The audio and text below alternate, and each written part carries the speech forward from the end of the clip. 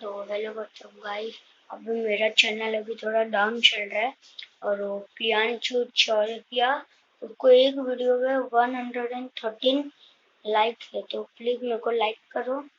और अभी ये देखो मेरी दादी कुछ तो लिख रही है, दादी हेलो हाय हाय। और ये मेरा छोटा भाई है गाइस, देखो ये देखो ये प्रियांशु चौरसिया का अच्छा दोस्त मेरा छोटा भाई। और मेरे को प्लीज लाइक एंड सब्सक्राइब करना। मेरे चैनल का नाम है परेश मकवाना 4723। ऑरेंज कलर का वो रहेगा, उसमें व्हाइट कलर का पी रहेगा। और अभी ऐसे क्या दिख रहा है कलवे। और ये मेरा दादी बोल रही है हेलो हाय।